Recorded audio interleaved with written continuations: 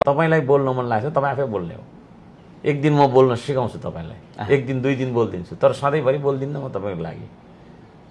त्यसले गर्दा सुकुम्बासीलाई अन्याय भएको छ। सुकुम्बासी बोल्नु पर्दैन है। उसको घर घुमिरहेछ, ऊ सडकमा आइरहेछ होइन, उसको बिल्ली बाट छ है, कता केटाकेटी कता के अरे आमा बाउ भन्ने स्थिति, कता हो खाट कता हो दराज, कता कहाँ सुत्ने के खाने भन्ने स्थिति भइरहेछ। अनि त्यस्तो मान्छे बोल्नु पर्दैन। सधैँभरि मैले उसको लागि बोलिदिइराख्नुपर्ने। कति दिन बोल्छ अर्को साम्पाङले होइन, आफै बोल्नुपर्छ भनेर मैले भन्दाखेरि चाहिँ उचालेँ अरे। त्यसो भन्दा मैले उचालेकै हो, उचालिराख्छु होइन। सरकारी सम्पत्ति, सरकारको त्यो सरकारको सम्पत्ति कब्जा त सरकारले गर्नु। जस्तै यो सिंहदरबार कसको हो? यो कसको सिंहदरबार?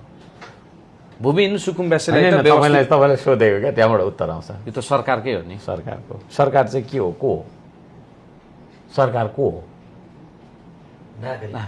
नागरिकै सरकार हो। अनि सुकुम्बासी नागरिक हो कि होइन?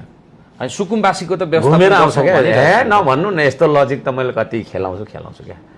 10तिर जग्गा भएको। सुन्नु न, तपाईँले सरकार भन्नुभयो, सरकार को हो?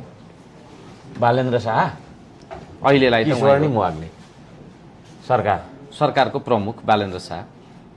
सरकार चाहिँ को हो त? जनताको प्रतिनिधि। अनि सुकुम्बासी चाहिँ को हो त?